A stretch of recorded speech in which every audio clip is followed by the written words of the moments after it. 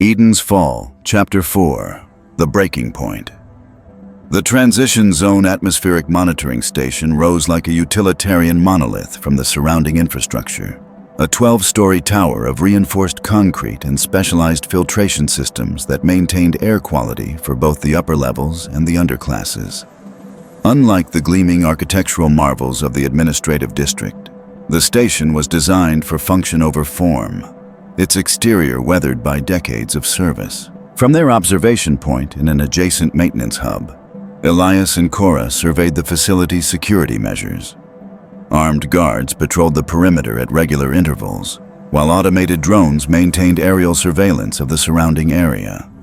Access points were limited, a main entrance requiring high-level authorization, service entries monitored by security personnel, and emergency exits equipped with alarm systems. Typical atmospheric station staffing is 12 technicians during peak hours, reduced to 6 during night cycle, Cora observed, reviewing the operational data provided by resistance sources within the facility.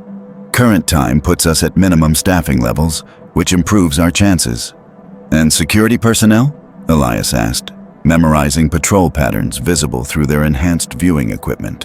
4 exterior guards rotating on 30-minute intervals, 2 interior security officers stationed at the main control level. Cora frowned slightly. More than standard procedure, they've increased security at all critical infrastructure since implementing Protocol 7. Their plan relied on precision timing and specialized equipment developed by the Resistance's technical division. Unlike their previous missions, where their identities had been unknown to security forces, they now operated as publicly identified fugitives. Their faces had been broadcast throughout New Arcadia, their names linked to destabilizing criminal activity in official communications. Extraction team confirms position, reported Kai, the Resistance operative accompanying them. Unlike Elias and Cora, Kai's identity remained unknown to the Architect's security apparatus, a deliberate strategy that maintained the Resistance's ability to move certain personnel freely through the city's checkpoints. They'll be in position for 7 minutes at the designated extraction point. We need to complete the mission within that window. The mission objectives were clear. Access the atmospheric station's communication systems, override the automated monitoring protocols, and broadcast practical instructions derived from the extracted archive materials. If successful, citizens throughout New Arcadia would receive not just information about the city's true history, but actionable alternatives to the resource restrictions imposed under Protocol 7. Access route confirmed through Maintenance Level C, Kai continued, indicating the service tunnel that connected their current position to the station's subsystems. Resistance contact inside has disabled internal sensors along the route, but they can only maintain the disruption for 12 minutes before automated diagnostics detect the anomaly. Elias checked the time, syncing his tracking device with Cora's and Kai's. We move in 3 minutes. Final equipment check. They verified their specialized tools, communication scramblers to avoid detection by security frequencies, override modules calibrated to the station's control systems, and the crucial data package containing the alternative resource management instructions prepared by Maya and the technical team. Remember, Cora emphasized, once we initiate the broadcast, security protocols will lock down the facility automatically. Our exit must be through the designated maintenance shaft, which remains outside the primary security grid. The minutes ticked down with agonizing slowness, each second amplifying the weight of what they were about to attempt. Unlike their archive extraction, which had targeted historical information, this mission struck directly at the Architect's control mechanisms. If successful, it would offer citizens concrete alternatives to centralized resource distribution, potentially undermining the leverage being used to enforce compliance under Protocol 7. Time, Kai announced quietly, initiating Phase 1. Their entry into the maintenance tunnel proceeded without incident, the pre-arranged disruption of internal sensors creating a blind spot in the station's security coverage. Moving with practiced efficiency, they navigated the narrow passage that led to the atmospheric station's lower mechanical levels, areas typically accessed only by maintenance drones and emergency repair personnel. Junction ahead, Cora warned as they approached the first potential detection point. Security scan activated every 90 seconds. Kai deployed a specialized field generator that temporarily replicated the signatures of authorized maintenance drones, creating a false positive in the security system as they passed through the junction. The technology, developed by resistance engineers working within New Arcadia's security apparatus, provided brief windows of undetected movement through otherwise secured areas. Level by level, they ascended through the station's maintenance infrastructure, bypassing standard access routes in favor of the less monitored service pathways. Their progress was methodical but urgent, each successful evasion of security measures bringing them closer to the broadcast control center on level 8. "Contact approaching," Elias warned suddenly, detecting movement ahead through their thermal imaging equipment. "Maintenance technician Solo, moving toward junction C7. They froze, pressing against the wall of the narrow service corridor as footsteps approached. The technician, apparently conducting routine diagnostics, moved with the unhurried pace of standard procedure, unaware of the intruders holding their breath mere meters away. For a tense moment, discovery seemed inevitable as the technician paused at the junction, consulting something on their digital tablet. Then, with a casual adjustment to a nearby control panel, they continued past the corridor where Elias, Cora, and Kai remained concealed. 6 minutes remaining in our sensor disruption window, Kai noted as they resumed their careful progress. "We need to reach level 8 within the next 3 minutes to maintain our timeline." The final approach to level 8 required navigating a series of increasingly narrow maintenance shafts, originally designed for automated repair units rather than human access. Cora, with her slighter build, led the way, using specialized tools to temporarily disable security seals without triggering alerts. "Broadcast control center ahead," she confirmed as they reached a service panel adjacent to their target. Heat signatures indicate 2 personnel inside, consistent with standard monitoring shift. The most delicate phase of their plan had arrived.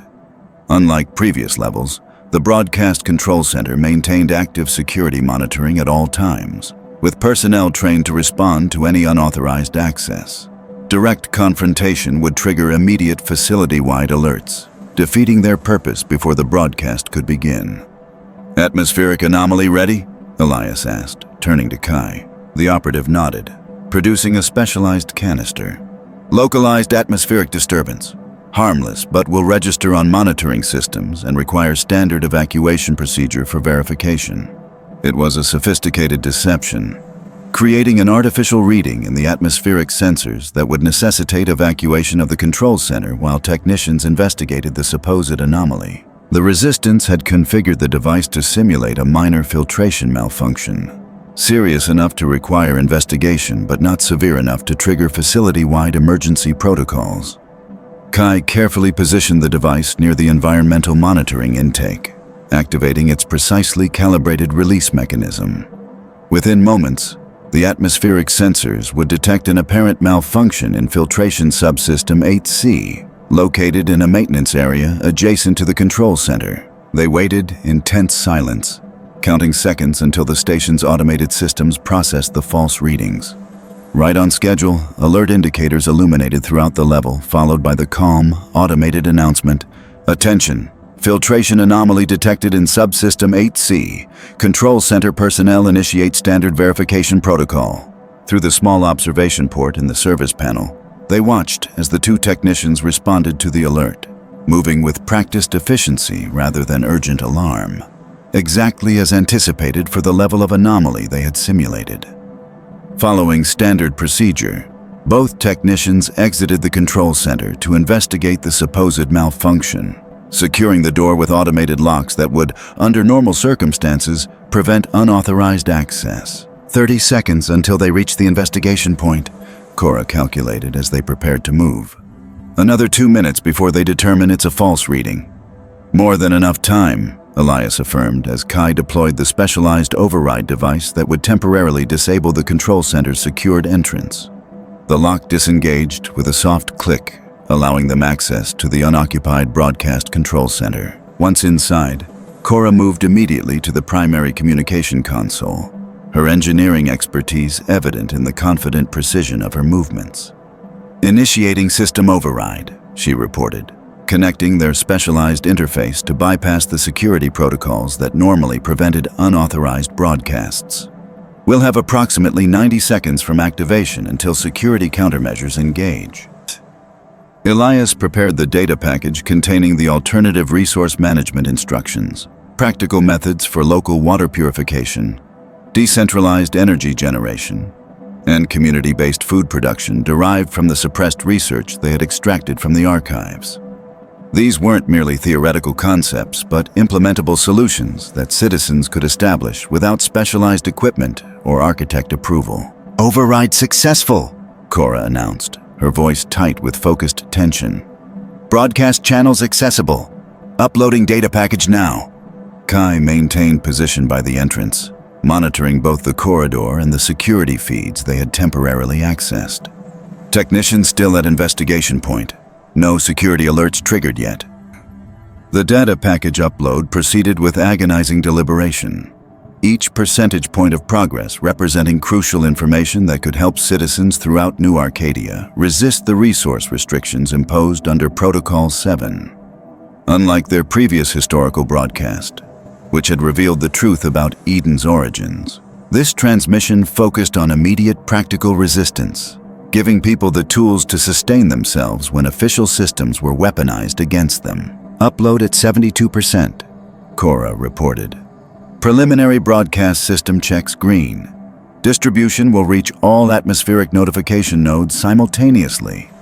"Security update," Kai warned from his position. "Technicians completing investigation. They've identified the anomaly as a sensor malfunction. Estimated return to control center in 60 seconds. The timing would be tight, completing the upload and initiating the broadcast just as the technicians discovered their presence. Once begun, the broadcast would continue for its programmed duration regardless of local intervention, as the distributed nature of the atmospheric notification system prevented centralized shutdown without coordinated action across multiple control points. "Upload complete," Cora confirmed with evident relief. "Broadcast parameters set for maximum distribution. Initiating transmission in 3, 2, 1. She activated the final command sequence, and throughout New Arcadia, the atmospheric notification speakers, installed in every sector to warn of environmental hazards, simultaneously activated.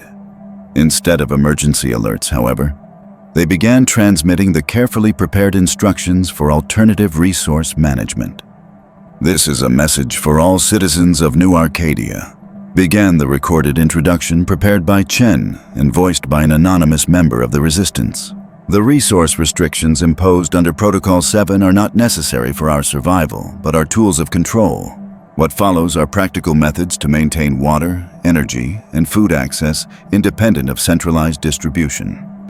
The broadcast continued with specific, implementable instructions: how to create water filtration systems using commonly available materials, methods for generating small-scale energy using adaptation of standard household equipment, techniques for maximizing nutritional output from minimal food supplies, and ways to establish community resource sharing networks outside official channels.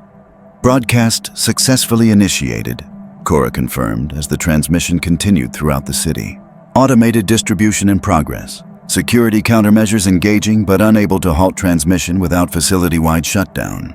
"Which they won't implement because it would compromise atmospheric monitoring for the entire transition zone," Elias noted with grim satisfaction.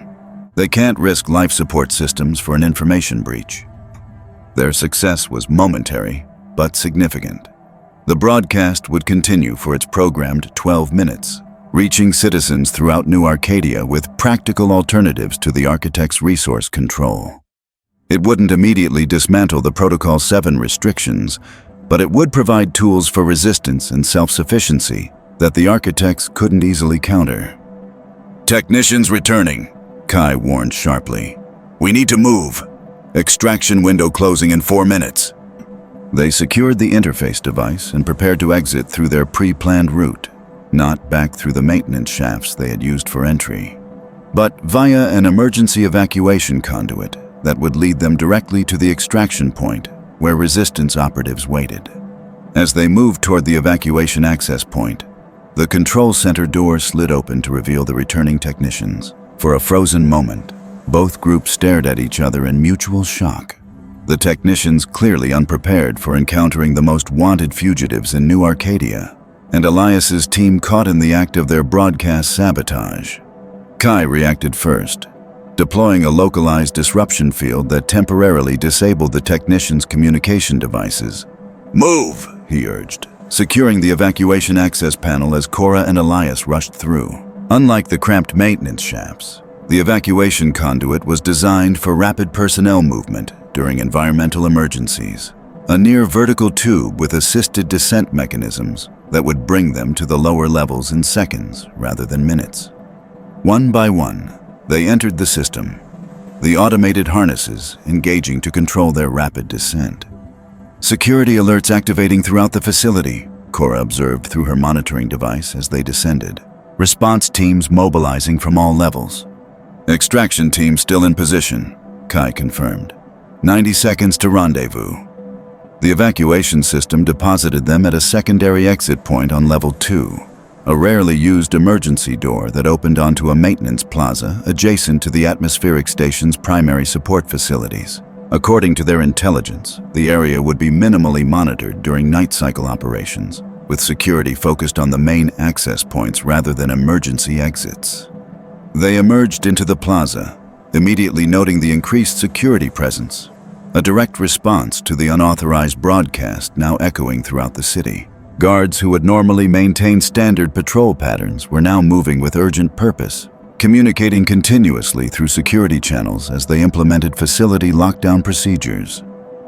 Route compromised, Kai assessed immediately. Direct approach to extraction point no longer viable. Elias surveyed their options, identifying potential alternative paths through the maintenance structures surrounding the plaza. Service corridor through Filtration Support Building C. It connects to the auxiliary transit tunnel where extraction is waiting. They moved quickly but cautiously, using the shadows of massive filtration equipment to conceal their progress across the exposed plaza. Each step brought them closer to the relative safety of Filtration Support Building C, but also increased their visibility to the security personnel now swarming throughout the area. "Movement at entrance point," Cora warned quietly. "Security team, 4 personnel, establishing perimeter coverage." The extraction window was rapidly closing, their pre-arranged transport unlikely to wait beyond the designated time given the facility-wide security response now underway. Standard resistance protocol prioritized preserving extraction resources over waiting for compromised operatives, a harsh but necessary approach in asymmetrical conflict. Alternative route, Kai decided, indicating a maintenance access point partially concealed behind environmental processing equipment. Subsystem access tunnel 2D, longer path but avoid security concentration.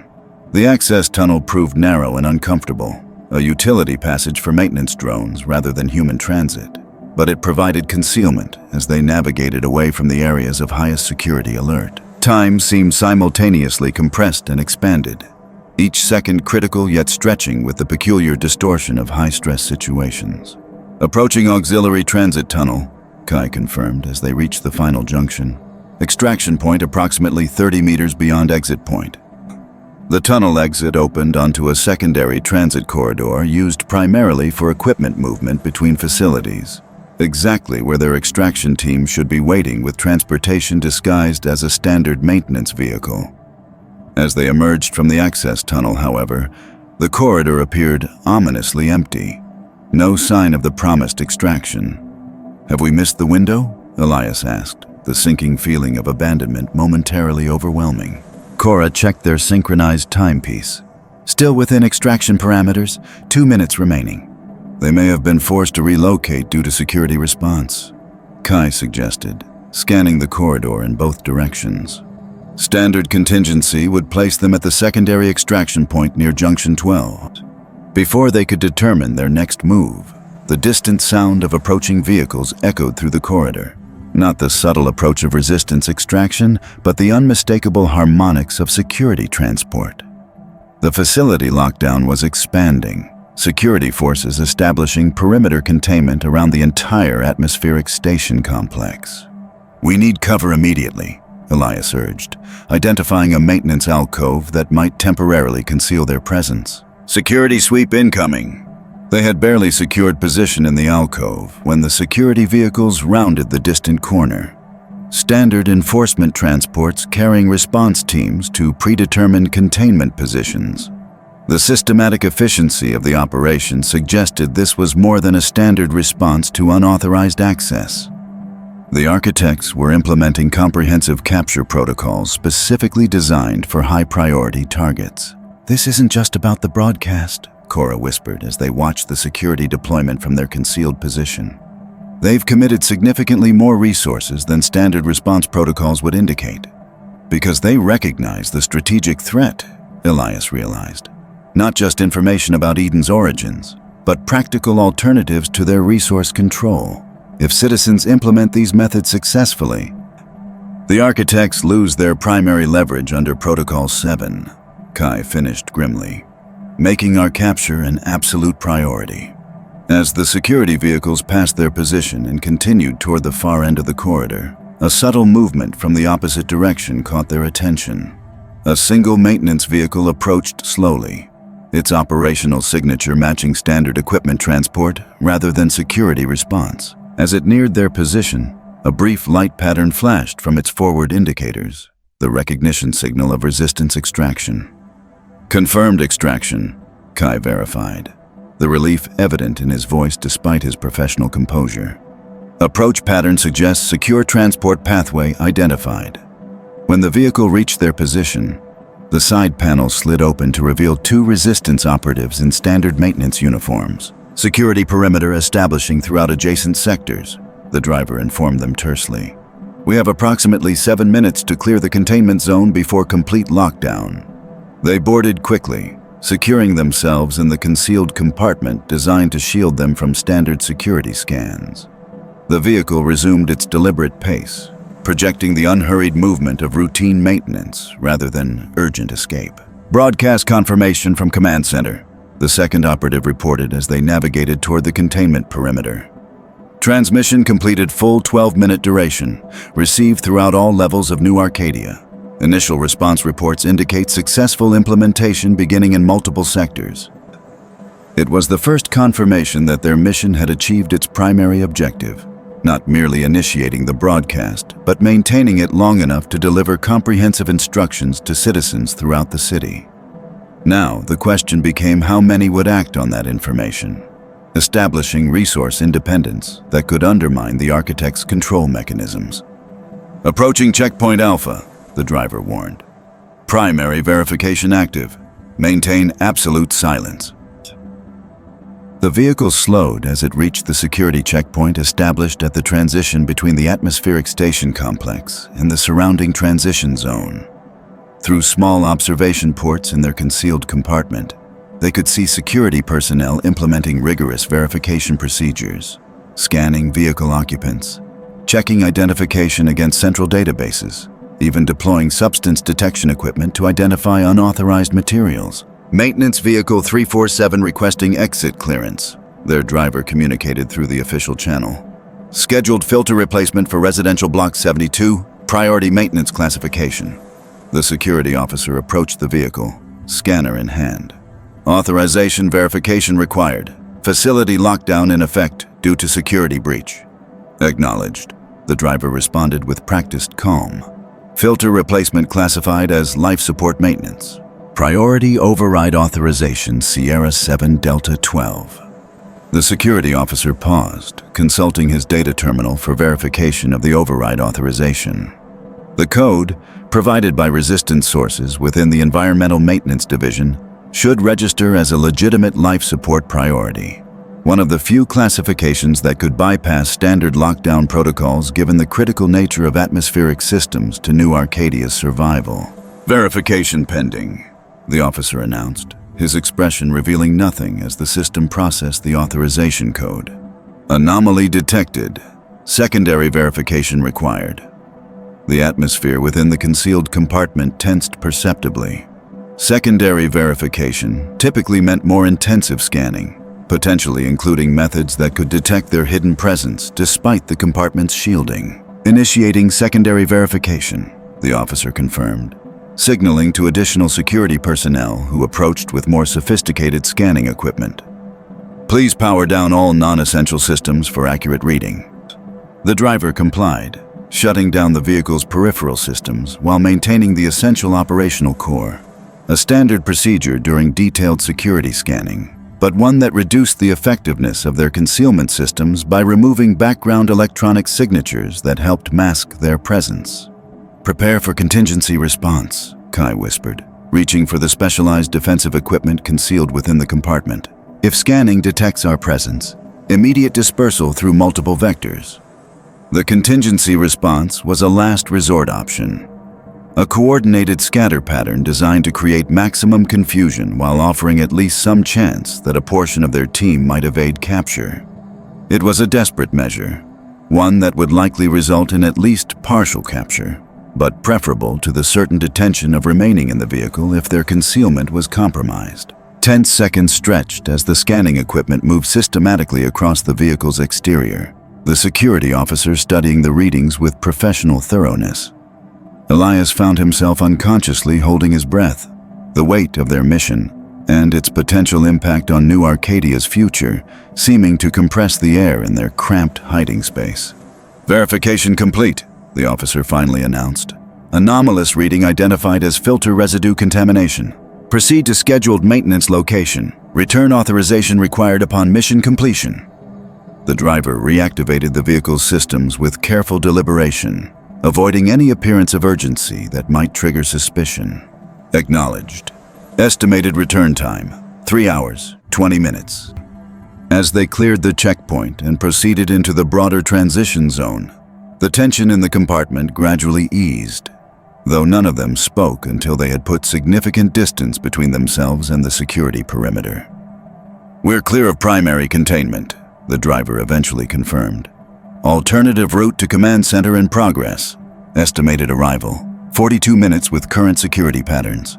Only then did Elias allow himself to fully process what they had accomplished, not just revealing Eden's historical truth, but providing practical tools for citizens to resist the resource restrictions imposed under Protocol 7.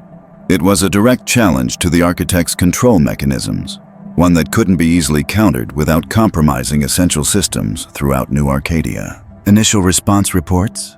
Cora inquired, her practical focus already shifting to the impact of their broadcast. Fragmentary but promising, the second operative replied. Underclass sectors reporting immediate implementation of water filtration alternatives. Mid-level residential zones establishing community resource sharing networks. Even some upper-level citizens reportedly discussing the practical viability of the decentralized models. And the Architect's response? Elias asked, aware that the counter-reaction would be swift and potentially severe. Acceleration of Protocol 7 restrictions in sectors showing highest implementation rates. Increased security presence at all official distribution points. Public messaging characterizing the alternative methods as dangerous and untested. It was the response they had anticipated. The architects attempting to discredit and suppress the alternative resource models while tightening control over official distribution channels. The effectiveness of this approach would depend on citizens' willingness to risk official disapproval against the immediate benefits of resource independence, a calculation that would vary significantly across New Arcadia's stratified society. The next 24 to 48 hours will be critical, Cora observed. If implementation reaches sustainable levels before the architects can effectively counter, we establish viability. If suppression succeeds in creating doubt or fear, then we're back to dependence on centralized control, Elias finished, with even stricter enforcement mechanisms likely to follow. The balance felt precarious, a tipping point between continued authoritarian management and the emergence of viable alternatives. Their broadcast had provided the necessary information, but the actual implementation relied on countless individual decisions across all levels of New Arcadia's society. The truth about our history created awareness, Elias reflected, but practical alternatives create possibility. Together, they might finally break the cycle of control that's defined New Arcadia since its founding. As they continued their careful journey back to the Resistance Command Center, Reports continued to filter in through secure channels. Citizens throughout New Arcadia beginning to implement the alternative resource methods, community networks forming to share knowledge and materials, even some official distribution workers allegedly providing additional supplies to support implementation efforts. Whether these initial positive indicators would translate into sustained resistance remained to be seen, but the first critical step had been achieved, demonstrating that life in New Arcadia could potentially continue without absolute dependence on the architect's centralized control systems. The Resistance Command Center hummed with unprecedented activity when they finally arrived, having navigated an increasingly complex security landscape to reach the relative safety of the Transition Zone headquarters. Monitoring stations displayed status updates from throughout New Arcadia, tracking both the implementation of alternative resource methods and the architect's escalating response. The broadcast exceeded expectations, Vashti informed them as they entered, her normally reserved expression showing unmistakable satisfaction. Implementation reported in 72% of underclass sectors, 47% of mid-level zones, and even 23% of upper residential areas. The practical nature of the alternatives appears to have resonated across traditional social divisions. And survival rates for the implementations? Cora asked, moving immediately to the technical analysis station where engineers were assessing incoming data.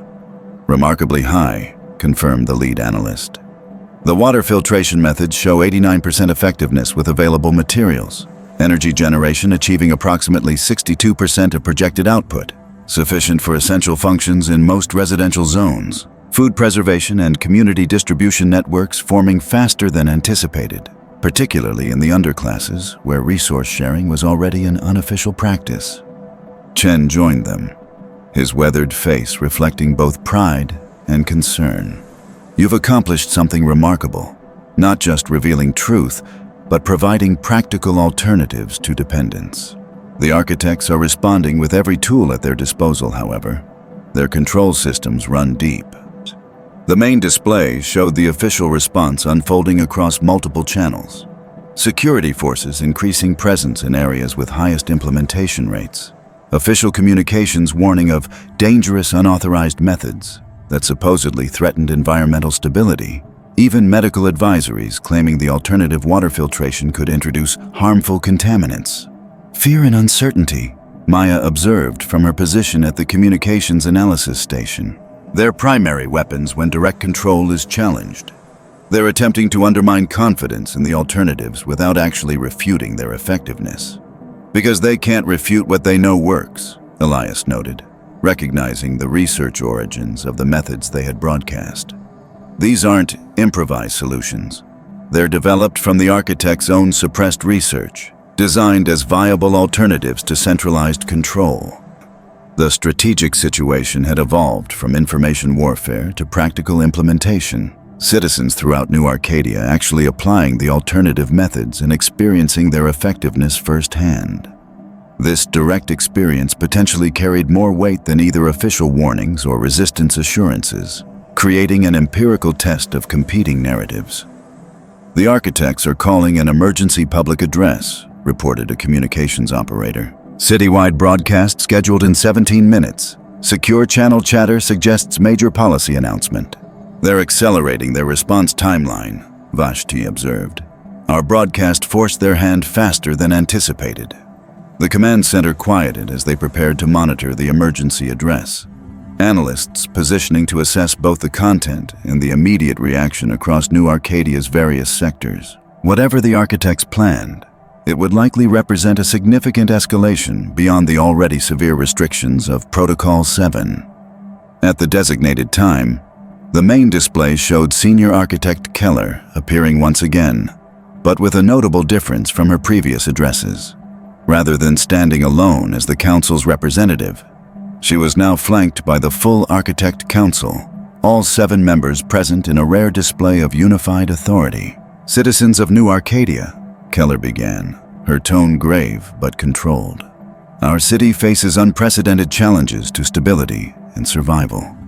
Unauthorized broadcasts have promoted dangerous alternatives to our carefully designed resource management systems. alternatives that threaten the delicate environmental balance we have maintained for generations. The camera pulled back to reveal a laboratory setting, where technicians in environmental protection gear appeared to be testing samples of water in atmospheric conditions. Preliminary analysis confirms our concerns, Keller continued. The unauthorized filtration methods being implemented in various sectors have introduced concerning contamination levels. The decentralized energy generation techniques pose significant fire and atmospheric risks. Without proper oversight and quality control, these amateur approaches directly threaten our collective safety. Completely fabricated, Cora murmured, her engineer's expertise recognizing the theatrical nature of the presentation. Those aren't actual test results they're displaying. They're simulated worst-case scenarios designed to create fear. Keller's expression grew more somber as she continued. More disturbingly, we have confirmed that these dangerous methods were deliberately distributed by the same individuals responsible for historical misinformation. Former Archivist Thorne, former Engineer Santos, and their co-conspirators, who continue to evade security forces while endangering citizens throughout New Arcadia.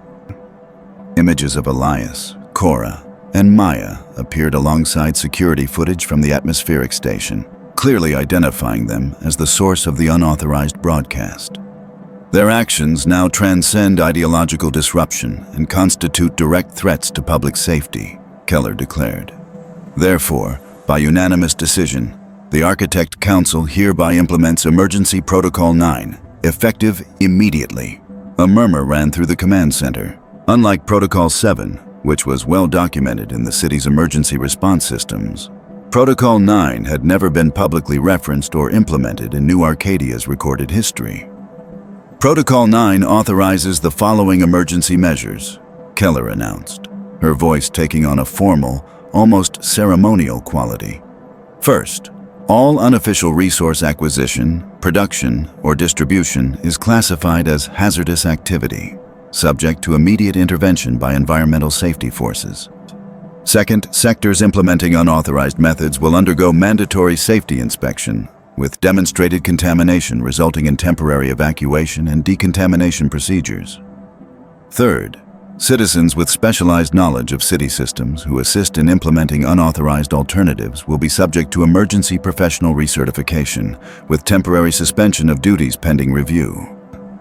Fourth, to ensure public safety during this crisis, inter-level security boundaries will be enhanced with additional verification requirements and restricted transit authorization. The implications were clear. A comprehensive framework for dismantling the alternative resource systems while imposing even stricter control measures throughout New Arcadia, not through direct prohibition, which might further legitimize the alternatives, but through a sophisticated application of safety regulations and professional consequences. These measures are implemented not to restrict, but to protect, Keller emphasized, her expression projecting sincere concern. The complex systems that sustain New Arcadia's environment have been calibrated over generations to maintain perfect balance. Amateur interventions, however well-intentioned, threaten that balance, and by extension, threaten all our lives. The address concluded with specific implementation instructions for different sectors, emphasizing the temporary and safety-focused nature of the new restrictions. The message was masterfully crafted to appeal to citizens' innate fear of environmental catastrophe, the foundational narrative that had justified the architect's authority from New Arcadia's beginning. They're repositioning the entire conflict, Maya observed as the broadcast ended. Not as truth versus deception or freedom versus control, but as safety versus risk. It's an extremely effective framing given our environmental dependence, and difficult to counter without appearing to dismiss legitimate safety concerns, Elias added, recognizing the strategic sophistication of the approach. They've shifted the narrative from moral authority to technical expertise, their strongest ground. The command center erupted in urgent analysis as resistance coordinators assessed the immediate implications of Protocol 9 for their networks and operations. Initial reports suggested the architects were moving with unprecedented speed to implement the new restrictions, security forces already mobilizing toward sectors with highest alternative implementation rates. They're targeting the most successful implementation zones first, Vashti noted, studying the deployment patterns, attempting to dismantle visible successes before they can serve as proof of concept for other sectors, and separating specialized knowledge from general application, Chen added grimly. By targeting citizens with technical expertise through professional recertification, they limit the spread of implementation knowledge without appearing to directly punish individuals. The sophistication of the response indicated how seriously the architects viewed the threat posed by viable alternatives to centralized control. Protocol 9 represented a comprehensive approach to reasserting authority while maintaining the appearance of protective rather than punitive action. A difficult narrative to counter through standard resistance methods. We need first-hand verification of their safety claims, Cora suggested, her practical mind immediately focusing on the central vulnerability in the architect's approach. If we can demonstrate the actual safety and effectiveness of the alternative methods through objective measurement, while simultaneously exposing the fabricated nature of their test results, Maya continued, building on the concept. Challenge them on technical grounds rather than ideological ones. It was a promising counter-strategy, but implementation would be challenging under the heightened security measures of Protocol 9. The Resistance had contacts throughout New Arcadia's environmental monitoring systems, but accessing and distributing independent test results would require navigating increasingly restrictive information controls. The water purification implementations in Residential Sector 17 would provide ideal verification conditions, Cora noted, consulting the implementation data. They've achieved nearly 100% effectiveness, according to our monitoring, and the sector includes several resistance-aligned environmental technicians with access to testing equipment. Can we establish secure communication with them under Protocol 9 restrictions? Elias asked, aware that conventional resistance channels might be compromised by enhanced security monitoring. Possibly through the Maintenance System Diagnostic Network, suggested one of the communications specialists. It operates on separate infrastructure from the primary communication channels and isn't typically monitored for content, only for system performance metrics. Plans rapidly formed around this approach, using technical infrastructure to gather and distribute objective verification of the alternative method's safety and effectiveness, directly challenging the architect's central justification for Protocol 9 restrictions. It wouldn't immediately overcome the new security measures, but it could maintain critical momentum by preventing the alternatives from being dismissed as fundamentally unsafe. As operational details were refined, Elias found himself drawn to the command center's observation window once again, his recurring position for contemplating New Arcadia's evolving crisis. The city beyond the reinforced glass appeared unchanged on the surface, its levels and spires maintaining their ordered precision despite the turmoil unfolding within. Yet beneath that apparent stability, fundamental questions of governance, truth, and survival were being contested with increasing intensity. Chen joined him there, his presence a quiet reminder of the historical weight behind their current struggle. "You're thinking about where this leads," the elderly scientist observed. "The trajectory beyond immediate tactical responses." Elias nodded, the question having occupied his thoughts with increasing urgency. Protocol 9 represents a significant escalation.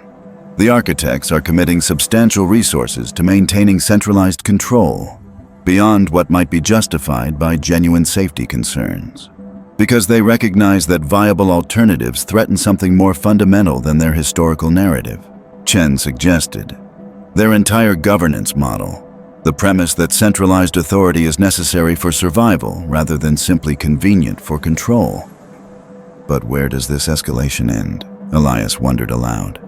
The architects control environmental systems that everyone depends upon. If they perceive existential threat to their authority, the unspoken implication hung between them.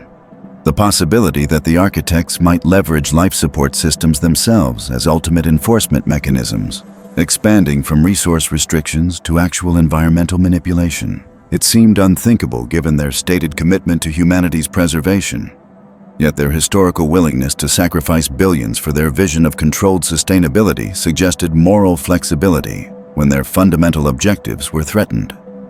"I've considered that possibility since Eden's founding," Chen admitted, his weathered face revealing the burden of decades spent preserving truth while awaiting the right moment for revelation. It's why I insisted that alternative environmental management systems be included in the suppressed research, not just for ideological reasons, but as practical insurance against potential environmental weaponization. You anticipated this conflict from the beginning, Elias realized. Chen's expression reflected both sadness and determination.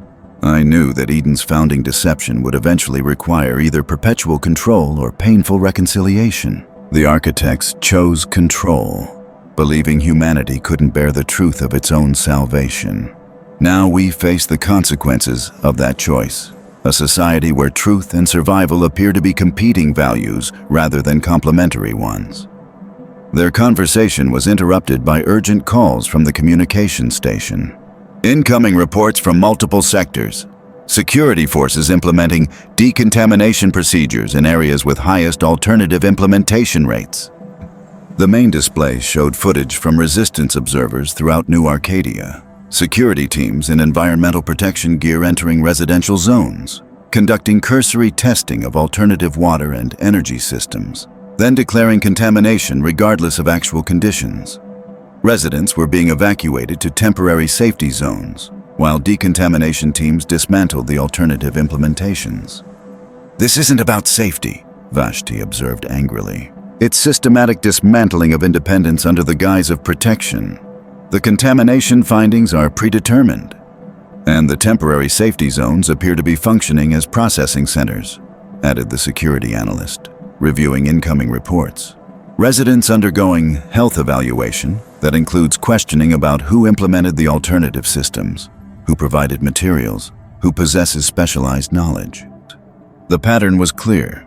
Protocol 9 was being used not just to eliminate physical alternatives to centralized resource control, but to identify and isolate resistant sympathizers throughout New Arcadia.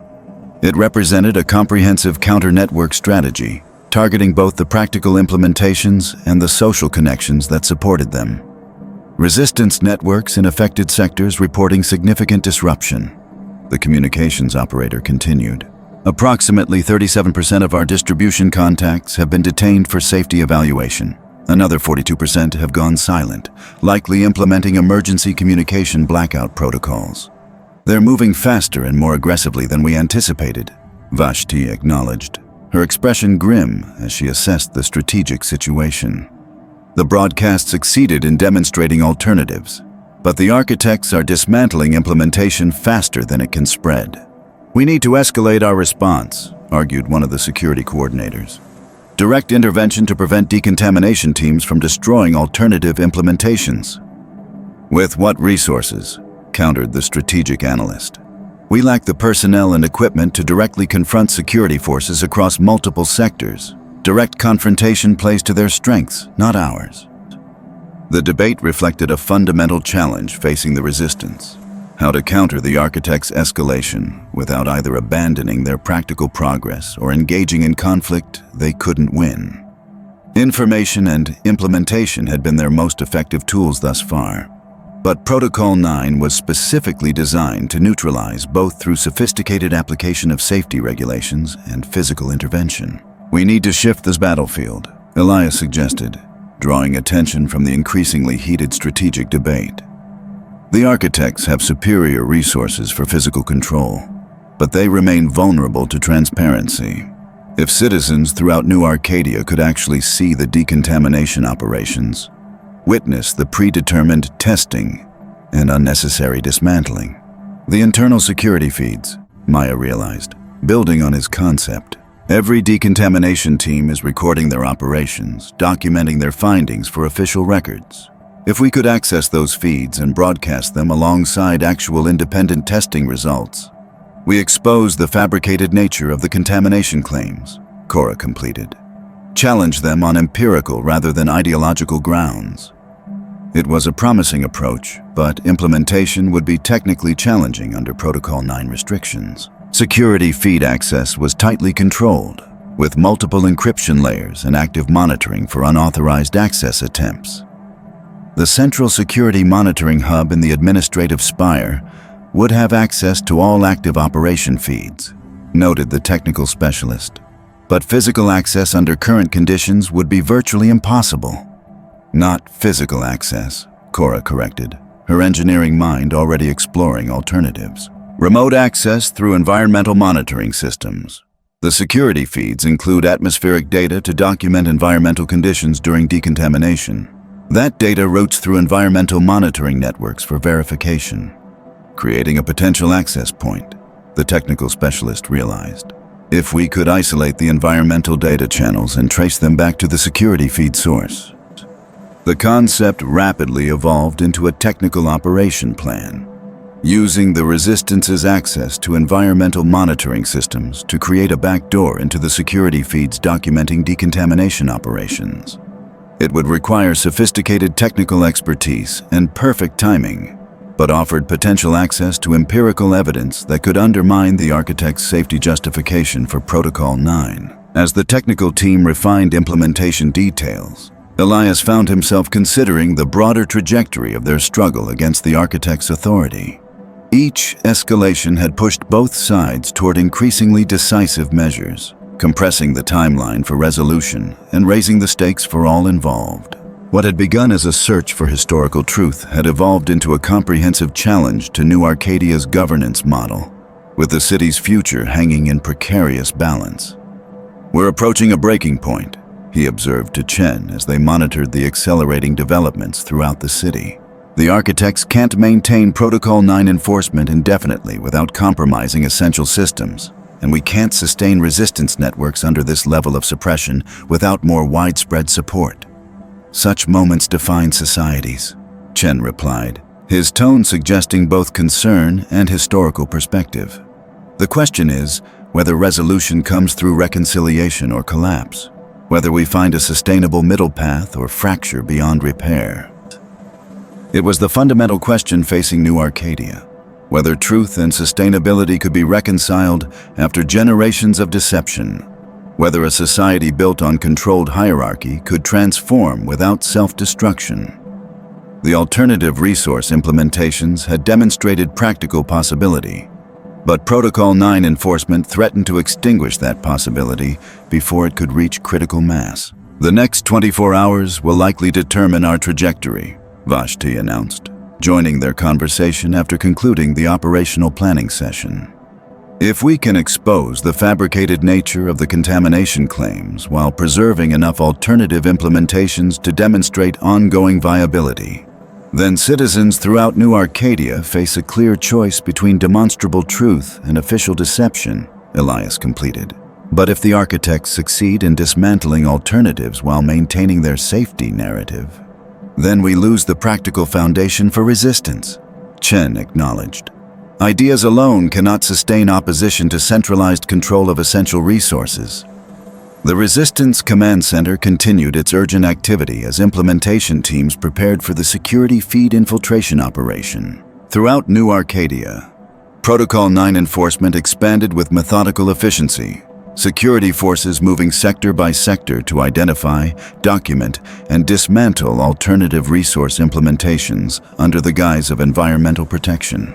Between these opposing forces, the Resistance's pursuit of transparent alternatives and the architects' reassertion of centralized control, the citizens of New Arcadia faced increasingly stark choices about their future. The breaking point approached with each passing hour, pushing all involved toward decisions that would reverberate beyond immediate tactical concerns to shape humanity's remaining society for generations to come. As surveillance monitors showed decontamination teams spreading throughout the underclasses and advancing into mid-level sectors, Elias couldn't help but wonder if Eden was destined to fall once again, not through environmental catastrophe this time, but through the collision of truth and control, with humanity caught in the impact zone.